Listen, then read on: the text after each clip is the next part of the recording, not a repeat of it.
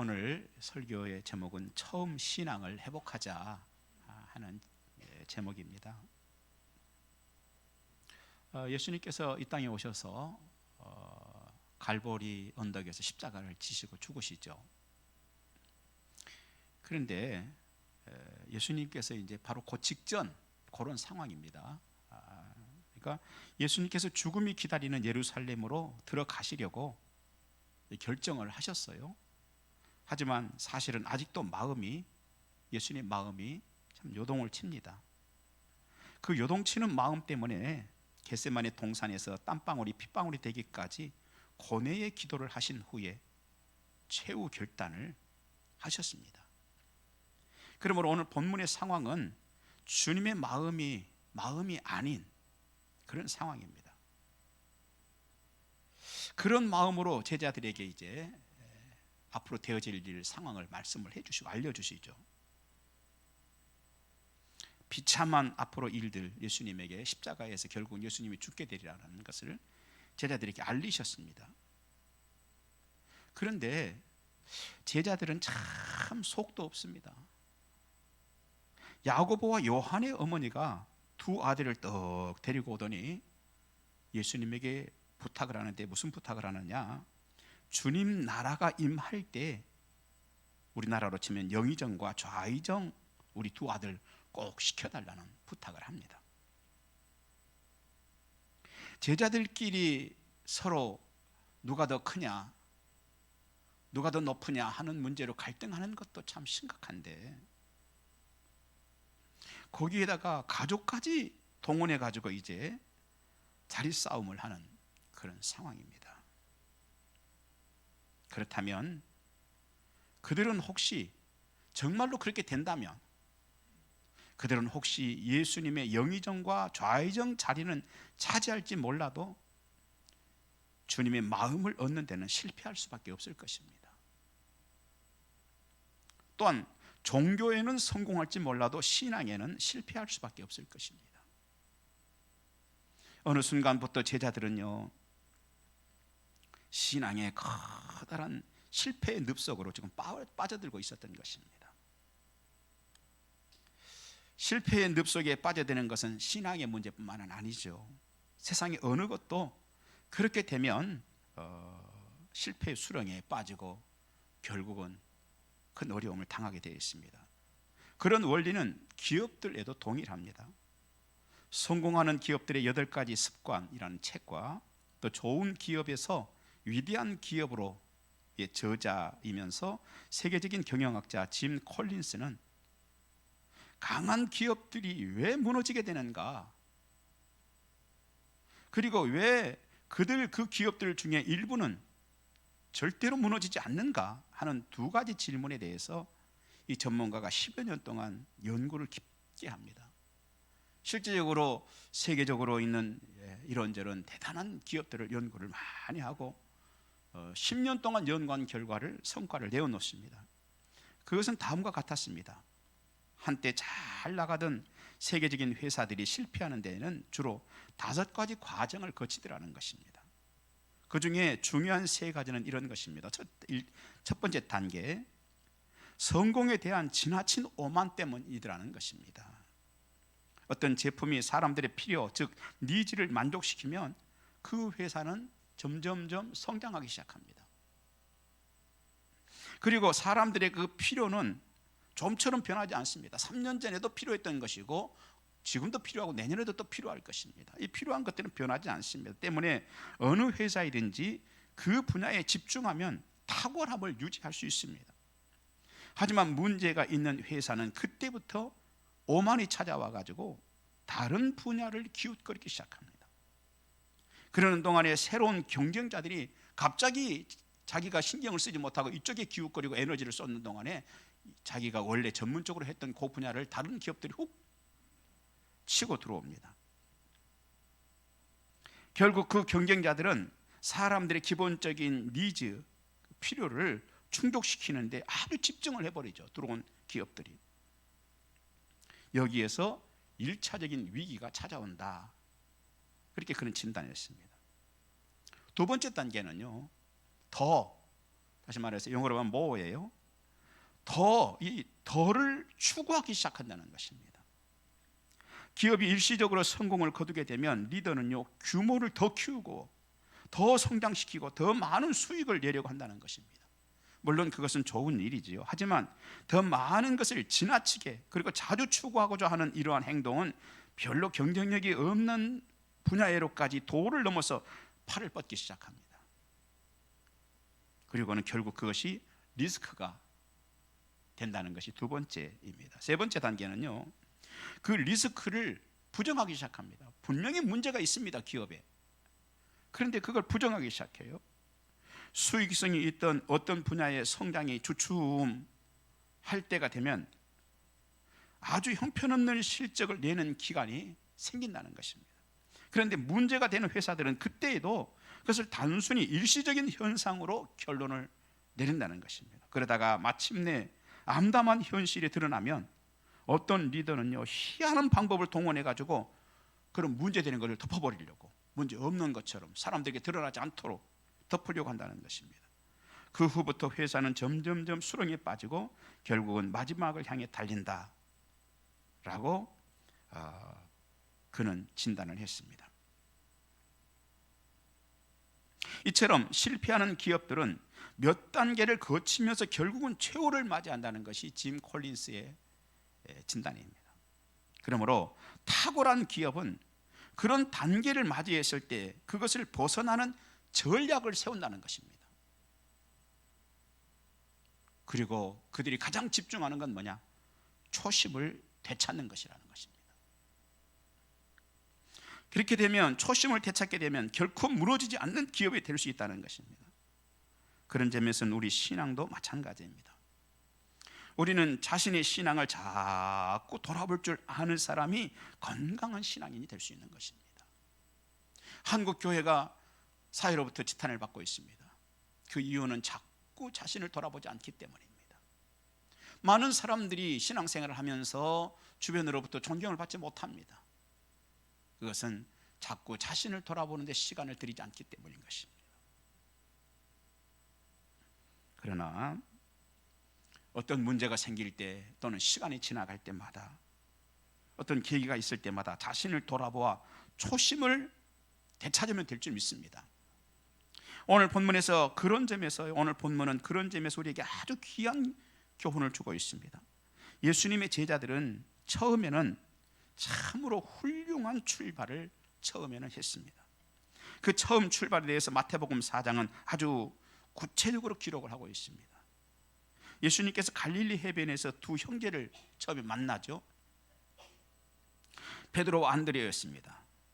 그런데 그들이요, 바다에 그물을 던져버리고 예수님을 따랐습니다. 예수님께서 마태복음 4장 19절 20절 예수께서 나를 따라오라, 내가 너희를 사람을 낚는 어부가 되게 하리라 하시니 그들이 곧 그물을 버려두고 예수를 따르니라 그랬습니다. 손에 있는 그물을 버리고 예수님을 따른 것입니다. 배 또한 두말할 것이 없겠죠. 참 순수하게 오직 예수님만 관심을 가졌던 것이죠. 참 순수하게도 예수님만 관심을 가졌어요. 내 손에서 그물이 떠나가는지 배가 떠나가는지는 두 번째 문제이고 예수님에게만 초점을 모았던 것입니다. 마태복음 4장 21절은요 그보다 더 합니다. 거기서 더 가시다가 다른 두 형제 곧 세베대의 아들 야고보와 그 형제 요한이 그의 아버지 세베대와 함께 배에서 그물을 깁는 것을 보시고 부르시니 그랬습니다. 아버지와 함께 두 형제가 그물을 깁고 있는 겁니다. 마태복음 4장 22절 예수님이 부르셨더니 어떻게 했어요? 그들이 곧 배와 아버지를 버려두고 예수를 따르니라 그랬습니다. 심지어 그들은 아버지까지 버리고 주님을 따랐다는 것입니다. 그 말은 우리가 잘 알아들어야 합니다. 아버지의 그늘에서 벗어나면서까지 예수님을 따랐다는 얘기인 것이죠. 그들의 신앙적 시작은 그런 자들이었습니다. 처음에는 자신의 이익과 자신에게 돌아올 어떤 것들을 생각하지 않고 따르는 수 있는 사람들이었어요. 그런데 그로부터 별로 오래지 않은 지금 본문 상황이에요. 3년 지났습니다. 그렇게 예수님을 처음에 따를 때 그 마음 가지고 따른 후에 3년이 지났습니다. 기껏해야 3년입니다. 그 3년 사이에 그들은 초심을 잃어버리고 변질되어 버리고 말았더라는 것입니다. 세상에서 좋은 자리를 서로 차지하겠다고 지금 싸우고 있습니다. 안 되니까 부모님이라도 모시고 와가지고 부모님의 힘을 덧입어서라도 그 자리를 차지하겠다고 문제를 야기시키고 있습니다. 처음에는 신앙적으로 그렇게 뛰어난 출발을 했던 그들이 이렇게 된 원인은 둘 중 하나가 아닐까 생각을 합니다. 첫째, 처음부터 이 그물을 버리고 저분을 따라가더라도 다음에는 더 큰 그물 한 10개 정도 이상 생길 수 있는 기회가 있지 않을까 하는, 그래서 처음부터 그 자리를 바라고 의도적으로 모든 것을 포기했을 가능성이죠. 그런데 그것은 논리상 맞지 않는 얘기입니다. 두 번째, 처음에는 진리이신 주님을 따르겠다고 하면서 모든 것을 버렸는데 중간에 그것이 변질되었다는 것이죠. 아마도 두 번째가 더 합리적인 것 같습니다. 처음에 제자들이 주님을 따를 때에는 오직 주님과 자신만 보였습니다. 주님을 따르면 내가 좀 더 거룩한 삶을 살 수 있겠구나, 내가 이 세속적인 걸 조금 더 벗어날 수 있겠구나, 오직 주님만 따르면 나에게 그런 일이 있겠구나 하고 주님과 자신에게만 초점이 있었던 것입니다. 하지만 중간에 상황이 변하죠. 처음에 제자들이 예수님을 따를 때에는 예수님에게서 세상적으로 얻을 것이 별로 없었습니다. 예수님은요, 처음에 제자들이 예수님을 따를 때는 큰 권세도 없었고 예수님을 따르는 많은 무리도 없었고 예수님께서 아직까지는 큰 기적도 베푸시지 않았습니다. 그러니까 예수님 따라가 봐야 세상적으로 얻을 게 별로 없었던 시대입니다. 그러나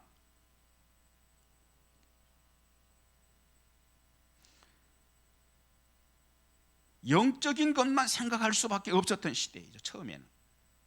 그런데 3년이라는 시간이 지나면서 예수님의 인기는 점점점 높아지고 구름 같은 인파가 주님을 따르기 시작합니다. 또한 예수님은 수많은 기적을 막 베푸셨습니다. 한 번은 빈 들에서 예수님께서 설교를 하고 계셨어요. 수많은 사람들이 그 빈 들에 예수님의 설교를 들으러 왔습니다. 자, 그러다가 보니까 식사 시간이 훌쩍 지나가 버렸습니다. 그런데 예수님께서는 그냥 보내지 않고 자신이 하나님의 아들로서 기적을 그 광야에서 베푸셨습니다. 한 아이가 가지고 온 도시락인 물고기 2마리와 보리떡 5개 가지고 5,000명이 먹고도 남는 부스러기를 모았더니 12광줄이나 되는 기적을 하나님의 아들로서 베풀었습니다. 당시에는 제자들이 군중들 앞에서 아마 질서위원이 됐을 것입니다. 5,000명이나 모여 있는데 누군가 질서를 세워야 되지 않겠습니까? 그러니까 예수님의 제자들이 질서위원이 됐을 것이에요. 그리고 배식 담당도 예수님의 제자들이 했을 것입니다. 기적은 예수님께서 베푸셨으나 사람들이 그 기적인 식사를 받아들면서 누구에게 고맙다고 인사했겠어요? 저 멀리 계신 예수님에게 고맙다고 인사했겠어요? 아니면 바로 지금 죽어 있는 예수님의 제자들에게 고맙다고 했겠어요? 틀림없이 바로 음식을 배달해 주는 예수님 제자들에게 고맙다고 도시락을 받았을 것입니다. 그러면서 어느 순간부터 처음 초심이 흔들리고 있었습니다. 인기를 맛본 거예요. 인기를 맛보았습니다. 사람들을 중심에 서서 일이라는 맛이 이런 것이라는 것을 맛을 본 거예요. 오늘도 우리도 그 현장에 많이 서 있었다면 엄청난 현장일 것입니다. 예수님께서 보리떡 물고기 2마리에 보리떡 5개 가지고 5,000명이 먹이신 그 일은 그 당시로부터 1500년 전 이스라엘의 조상인 모세를 따라서 이스라엘 조상의 백성들이 애굽을 떠나 가나안 안으로 가던 길에 하나님께서 광야에서 아침마다 주셨던 그 만나와 메추라기 주신 것과 같은 기적이었습니다. 그런데 본문의 제자들이 그 현장에 서 있습니다. 그 말은 그들이 세상 맛을 그 중심에 서서 나누어주고 배식하고 질서를 잡으면서 세상 맛을 볼 수 있었다는 것입니다. 사람들의 환호의 맛을 본 것입니다. 예수님의 기적은 오병이어의 정도가 아니었습니다. 심지어 죽은 자를 살리기까지 했습니다. 그것들은 어찌 보면 사람들의 환호가 더 커지는 요소였습니다. 또한 엄밀히 말하면 말할 수 없는 하나님의 은혜였습니다. 그 현장에는 언제라도 제자들이 함께하고 있었습니다. 그런데 그들은 하나님의 은혜를 받을수록 그것을 세상 것으로 카운트를 하고 있었던 것이죠. 그래서 하나님의 은혜로 받아서 아멘 아멘 해야 될 것인데 큰 기적을 베풀 때마다 와 하는 것으로 받아들이고 있었습니다. 내가 이런 예수님의 좌우에 앉는 제자가 된다면 그것은 대단한 사람이 되는 것이겠구나, 그런 자리에 내가 앉게 되면 얼마나 좋을까 했던 것입니다. 처음에 예수님을 따를 때는 자신이 가진 것도 버렸고 주님을 따르던 자들이었습니다. 예수님을 따른다고 해서 무슨 자신들이 인기가 높아지리라는 상상도 하지 못했습니다. 예수님을 따른다고 했을 때에 사람들의 중심에 자기들이 서서 그 포커스를, 초점을 자기들에게 받을 거라고는 상상하지도 못하고 따랐습니다. 그러나 상황이 바뀌었습니다. 그런 상황이 됐어요. 그들은 현실적으로 세상 맛을 보았다고 생각한 이 3년 만에 그렇게 세상 맛을 보기 시작한 딱 3년 만에 전혀 다른 사람들이 되어 있었습니다.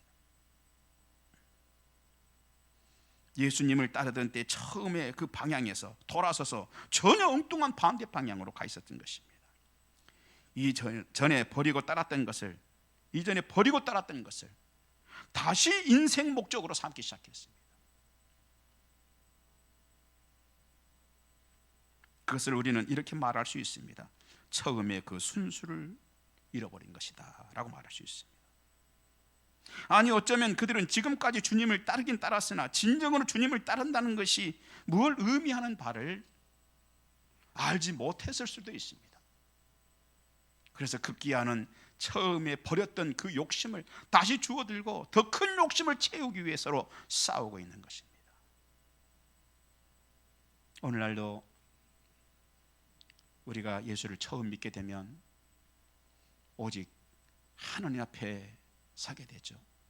하나님만 보이고 누추한 내 모습만 보이죠. 그렇게 신앙생활을 시작합니다. 그런데 가다가 보면은 어느 날부터 교회에서 인기가 무엇인지 인기의 맛을 보기 시작합니다. 주변 사람들이 권사님 아니면 안 돼 하는 권력의 맛도 살살 보기 시작합니다. 그러면서 초점이, 방향이 달라져 버려요. 처음에는 예수님만 바라보고 따르겠다고 했는데 몇 년 지나가지 않아서 금방 초점이 이쪽으로 가버리는 것이죠. 여러분, 한국 교회가 지금 당한 위기가 저는 그 문제라고 생각합니다. 목사님들도 신학대학교 졸업하고 목사 안수를 받을 때 주여 악을 꼴짝 핀들에도 정말 어느 곳이라도 가서 십자가 지고 가겠습니다, 그렇게 목사 안수를 받습니다. 초심이죠. 그런데 가다 보면은 어느 날부터 욕심이 생깁니다. 맛을 본 것이죠. 그래가지고 전혀 다른 모습으로 변질돼 버리고, 성도들도 그런 경우들이 참 많습니다. 여러분, 초심을 회복해야 합니다. 성경에 말하는 것처럼 예수님이 우리의 죄를 위해 죽으신 것이 사실이라면, 그것이 사실이라면 우리의 초심이란 게 뭡니까? 십자가 위에서 인류를 위해 죽으신 예수님을 채우고 그 예수님이 우리의 초심인 것입니다. 그 예수님의 피 흘리심을 가슴으로 받는 것입니다. 우리 가슴에 나를 위해 죽으신 예수님의 십자가가 있어야 되는 것입니다. 신앙생활 오래됐습니까? 오래됐어도 마찬가지고, 직책이 높습니까? 직책이 높아도 마찬가지입니다. 그 속에 예수 그리스도가 있어야 되는 것이죠. 바다의 왕 고래가 큰 사고로 피를 많이 흘려서 죽게 생겼습니다. 그러자 앞다퉈 물고기들이 헌혈을 했습니다. 그런데 평소에 고래의 사랑을 많이 받던 붕어가 헌혈을 하지 않습니다. 그래서 왜 너는 헌혈을 하지 않느냐고 이유를 물었더니 붕어가 진심 어린 고백을 합니다. 사실인즉 나는 붕어가 아니었어. 나는 붕어빵이었어. 붕어빵 속에는 붕어도 없고 붕어 피도 없습니다. 예수님의 사람이라고 하면서 목사의 직책을 갖고 장로가 되고 권사가 되고 뭐 안수집사가 되고 뭐가 되고 그 속에 예수 십자가는 없는 붕어빵 같은 그런 그리스도인이 되어서는 안 된다는 것입니다.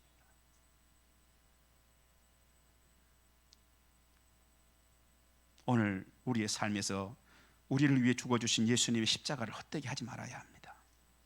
초심을 잃지 않도록 해야 합니다. 오늘날은요, 기독교가 자꾸만 사회로부터 힘을 잃어가고 있습니다. 미국의 한 거리에서 지나가는 사람들에게 유명한 로고 10개를 보여주면서 이게 어느 회사 또 이 로고가 무엇을 뭔지 알아맞혀 보라고 했습니다. 1위는 딱 사람들이 가장 잘 맞춘 거면 코카콜라였습니다. 2위는 맥도날드였습니다. 3위는 세븐일레븐이었습니다. 그러면 십자가는 몇 등이나 됐을까? 십자가는 10등 가운데 8등을 했습니다. 예상외로 불신자들에 대한 교회와 그리스도인들의 영향력이 크지 않다는 것입니다. 코미디언 제이 레노라는 사람이 사회를 맡아서 진행하는 제이 산책이라는 프로가 있습니다. 길에서 만난 사람들에게 간단한 질문을 하죠. 한 청년에게 10계명 중 생각나는 것이 있느냐고 물어보았습니다. 그러니까 이 친구가 자꾸 망설이더니 한참 망설이더니 한마디를 합니다. 하나님은 스스로 돕는 자를 돕는다. 예수님이 12제자 중 한 사람 혹시 아는 사람 있느냐고 물어봤습니다. 아무 대답도 못합니다. 그러나 비틀즈 멤버가 누구인지를 아느냐? 바로 얘기합니다. 존, 폴, 조지, 링고. 세상이 이렇게 되어가는 원인은 먼저 믿는 우리가 신앙의 초심을 잃어버려서 진정한 그리스도인의 모습을 보여주지 못하고 단순한 종교인으로 살려고 하는 모습 때문인 것입니다. 오늘부터라도 삶의 기준을 우리 예수님으로 잡아보십시다. 오늘부터라도 우리 삶의 기준을 정말 십자가로 잡아보십시다. 우리가 교회 안에서 누구라도 그렇게 되면 처음 신앙생활을 할 때 그 아름다운 모습을 볼 수 있게 될 것입니다. 하지만 그런 모습이 없다면 결코 그 아름다운 모습은 찾기가 어려워질 것입니다. 그렇게 신앙 초심을 잃은 자들에게서 나타나는 몇 가지 단계가 있습니다. 첫째, 신앙 초심을 잃으면요 자꾸 더의 문제에 집착한다는 것입니다. 이단에 빠지는 경우도 그렇습니다. 이단에 빠진 상당수의 사람들은 더 잘하기 위해서 이단에 빠진다는 것입니다. 놀랍죠? 그런데 그런 자들의 신앙을 가만히 들여다보면 문제가 하나 있습니다. 그 더 잘하기는 뭐냐?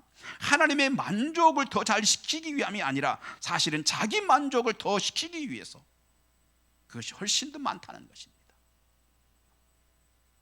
그러나 하나님께서는 자신들은 더 비밀스러운 것을 알고 있는 것처럼 말하는 이단들을 따라가 가지고 비밀스러운 것을 더 많이 아는 그런 자녀를 원하시는 것이 아닙니다.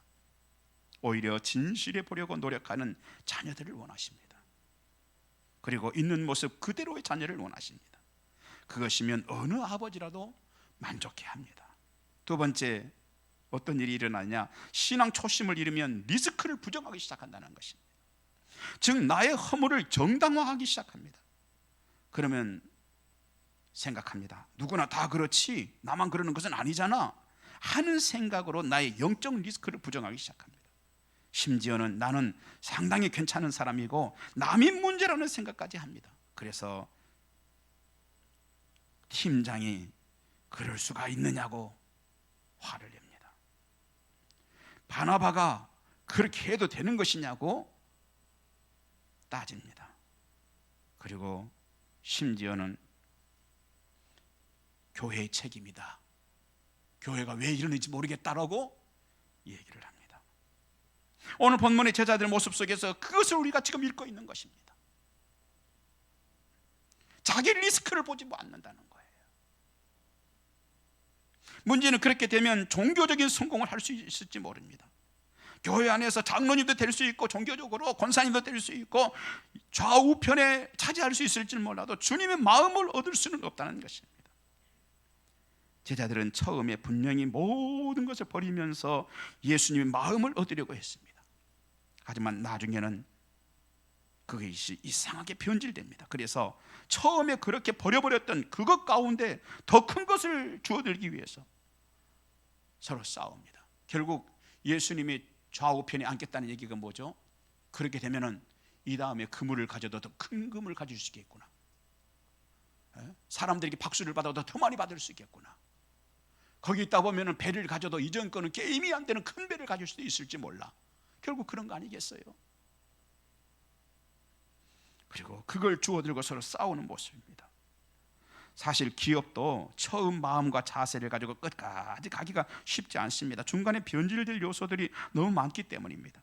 그때 단순하게 그저 적당히 좋은 기업은 쇠퇴라고 하는 정해진 벽을 향해서 질주해 버립니다. 하지만 탁월한 기업은 그때마다 점검이 되고 그것을 수정해서 결국은 위대한 기업이 되는 것입니다. 때문에 우리의 신앙도 그런 측면에서 자꾸만 점검해야 합니다. 그리고 탁월한 신앙인이 되어야 합니다. 적당히 좋은 신앙인이라고 생각하십니까, 여러분은? 적당히 좋은 신앙은요, 반드시 절벽을 향하여 돌진하게 되어 있습니다. 탁월한 신앙인들이 되시기 바랍니다. 그런데 이 점검에서 가장 중요한 것은 기준 아니겠습니까? 우리 신앙을 점검하는 그 기준은 뭐냐? 십자가의 예수님입니다. 또 우리 신앙을 점검하는 기준이 뭐냐? 처음 마음과 처음 신앙생활했던 자세인 것입니다. 하나님은 그것을 소중히 여기십니다. 그래서 에베소 교회를 향하여 처음 사랑을 버렸느니라는 안타까운 책망을 하십니다. 처음 자세, 처음 사랑, 그것을 우리 회복해 보십시다. 이제 금년이 2달도 남지 않았습니다. 남은 시간만이라도 우리가 한번 회복해 보십시다. 세 번째, 신앙 초심을 잃으면 하나님의 필요가 아닌 자신의 필요에만 집착하는 사람이 됩니다. 오늘 본문에서 제자들의 처음 자세는 주님이 필요로 하는 사람이 되겠다는 것이었습니다. 그래서 주님이 부르실 때 모든 걸 버리고 따를 수 있었습니다. 처음에는 주님이 나의 필요를 채워주십시오 하는 것이 아니었습니다. 만일 그랬었다면 처음부터 주님을 따르면서 주님 내가 필요한 것들을 좀 채워주실 수 있어요? 하고 따랐다면 그건 처음부터 비극이죠. 슬픈 일입니다. 제자들도 슬픈 일이지만 그들을 선택한 주님도 참 슬픈 분입니다. 그런데 다행스럽게도 그들은 주님의 필요를 채워드리겠다고 따랐던 사람들입니다. 그런데 중간에 상황이 욕심나는 것들이 많아지자 변질되고 말았다는 것이죠. 초심을 버리고 변질되는 것에 대해서 성경은 아름답게 말씀하지 않습니다. 마가복음 12장에는 악한 포도원지기의 비유가 있습니다. 한 사람이 포도원을 만들고 울타리를 만들고 집을 짜는 틀을 만들었습니다. 그리고는 마지막으로 망대까지 다 완성한 후에 몇몇의 농부들에게 자신이 없는 사이에 잘 관리해달라고 맡겼습니다. 왜 이겠습니까? 기대했기 때문입니다. 그리고는 타국으로 갔습니다. 그 후 이 포도를 수확의 때가 되자 종들을 보냈습니다. 왜 이겠습니까? 적당하게 수확한 것 중에서 일부를 나에게 보내라는 것이었습니다. 자, 그런데 그들은 그 종을 심히 때리고 그냥 보내버립니다.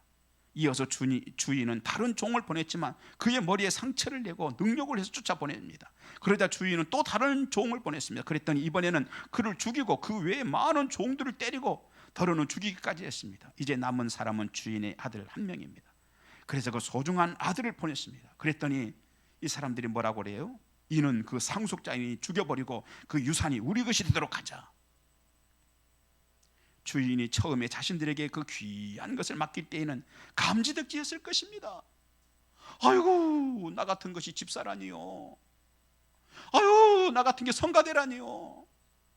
아유, 나 같은 게 권사라니요. 아유, 나 같은 게 목사라니요. 장로라니요. 감지덕지였을 것입니다.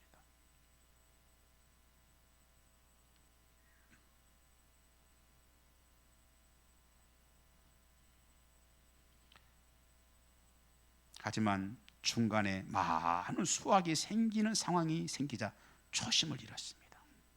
그래서 그들에게 돌아온 결과는 주인의 극한 분노뿐이었습니다. 그런데 안타깝게도 본문의 제자들 속에 지금 그런 모습이 들어있습니다. 그것은 주님이 원하시는 팔로잉이 아닙니다. 팔로잉이 아닙니다. 따름이 아니었습니다. 자신들이 원하는 것을 얻기 위한 따름이었습니다.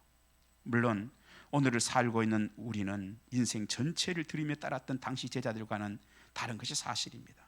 그들은 사도들이죠. 하지만 우리는 가정이 있고 내 인생이 있고 기업도 일구어야 하며 직장도 있습니다. 우리는 이윤을 추구해야 하는 상황입니다. 그런데 성경은 그런 것을 악하다고 하는 것이 아닙니다. 아니, 그것들 위해 하나님께서는 더 확장해 주시는 것을 축복으로 말씀하기도 하고 있습니다. 그리고 실제로 하나님께서 그런 일들이 개입해 주셨습니다. 믿음으로 사는 자들에게 하나님께서 오늘도 살아계신다는 표적과 축복을 주시기도 했습니다. 일전에 이야기했지만 영락교회 대학부 전도사였던 김기용 목사가 저에게 와서, 제 친구였는데 와서 얘기를 하는, 서울에 있는 영락교회 그 대학부 담당 전도사였는데 자기 책상 위에 대학부 교사로 지원하겠다고 하는 지원서가 수북하다는 것입니다. 그래서 하나하나 들여다봤더니 사회적으로 대단한 사람들이래요. 그런데 대부분이 그 부모님들로부터 신앙생활을 잘하던 사람들이었다는 것입니다. 잘 알듯이 영락교회는 북한에서 맨손으로 피난온 사람들이 남대문 시장에서 장사하고 근근히 살던 사람들이 모여서 세운 교회입니다. 그런데 그 부모들이 그렇게 한 교회에서 헌신하며 기도하며 믿음으로 살았더니 그 후손들에게 사회적으로도 놀라운 은혜와 은총을 베풀어 주시는 것을 자기가 목격했다는 것입니다. 그 사람들이, 여기 올라와 있는 이 사람이 처음부터 대단한 사람들은 아니었다는 것입니다. 그 부모들은 남대문 시장에서 장사하던 사람들이었다는 것입니다. 여러분, 오늘 하나님 앞에 아름답게 서서 초심을 잃지 않으면 하나님이 축복해 주시는 건 사실입니다. 하지만 우리가 오늘 말씀드리고 싶은 초점이 거기가 아닙니다. 우리가 경계해야 하는 것이 하나 있는데 초심을 잃어버리지 말자는 것입니다. 오늘 우리 주님은 우리들에게 본문의 제자들처럼 예수 믿으면 배도 버리고 부모도 떠나는 것을 원하시는 게 아닙니다. 오히려 하나님께서는 세상에서도 더 많은 것들을 은총을 베풀어 주십니다. 그런데 본문을 통해서 기억해야 하는 것은 바로 그들의 방향성입니다. 처음에 제자들의 잘못된 방향을 보면서, 이 초대교회 당시의 제자들의 잘못된 방향을 보면서 우리 역시 그런 방향으로 인생을 걸어가서는 안 되겠다는 것입니다. 당시 제자들이 이처럼 실패한 원인은 한 가지였습니다. 처음의 자세를 잃어버렸기 때문입니다. 그들의 처음 모습은 주님을 따르기 위해서 배와 그물까지 버리는 자세였습니다. 처음 그들은 주님의 피로에 민감한 자들이었습니다. 그런데 그들이 3년 만에 실패하게 되는 원인은 자신들의 필요만 집착했기 때문입니다. 많은 성도들이 신앙생활을 처음에는 아름답게 시작하죠. 처음에 우리 마을함교회에 오면은 약간 서먹하고 약간은 두렵고 약간 죄스럽고 모든 사람들이 나보다 더 나은 거룩한 자들인 것처럼 보입니다. 나만 가장 추악하고 악한 자로 보입니다. 처음 그 순수하고 아름다운 모습이지요. 그러나 주변 사람들이 시야에 들어오기 시작하죠. 시간이 흘러가면서 주변을 보니까 교회 집사님도, 우리 마을함교회 집사님도 그렇고 그럴 것 같아요. 때로는 그렇게 믿음이 좋아 보이던 장로님도 보니까 그렇고 그런 것 같아요. 그래서 어느 날부터 그 사람들의 모습이 자신의 신앙의 기준이 되어버리기 시작합니다. 기준이 예수님이 아니라 사람들이 되는 것이죠. 그렇게 신앙생활을 하다 보면 처음 모습, 처음 자세를 잃어버리게 됩니다. 그렇게 되면 처음과는 반대의 모습이 나옵니다. 많은 것을 버렸었는데 어느 날 보면 그것들을 한 움큼 움켜쥐고 있습니다. 그리고 담임 목사가 그 손을 내려놓으십시오, 그걸 움켜쥐고 있는 것을 내려놓으십시오 하면은 갈등까지 막 합니다. 아니, 때로는 시험이 들었는지 교회에 오고 싶지 않다느니 하는 말까지 합니다. 기준이 그렇게 되면 예수를 믿으면서도 신앙에 힘이 없습니다. 신앙은요, 대단한 힘이 있는 겁니다. 그런데 그렇게 기준이 되기 시작하면 신앙에 힘이 없게 되는 거예요. 자꾸 본성이 올라옵니다. 툭하면 더 이상 못하겠다고 포기하는 본성이 올라옵니다. 그리고는 인생의 길을 잃습니다. 기준이 중요합니다. 기준이. 그런데 성경 어느 곳에서도 너의 기준은 옆 사람이라고 한 곳이 없습니다. 너의 기준은 나다. 성경이다. 십자가에서 너를 위해 죽은 예수다라고 말씀하고 있습니다. 그렇다면 실제 기준이 예수님이 되도록 하시고 성경이 되도록 해보시기 바랍니다. 기도하겠습니다. 감사합니다. 주님, 귀한 말씀을 주셨습니다. 한 해가 얼마 남지 않은 이때에 다시 한번 우리를 돌아보고 초심의 신앙을 회복하길 원합니다. 내년부터는 정말 멋진 그리스도인들이 되게 하시고 하나님 보실 때 아름다운 그리스도인들이 될 수 있도록 축복하여 주옵소서. 예수님 이름으로 기도하옵나이다. 아멘.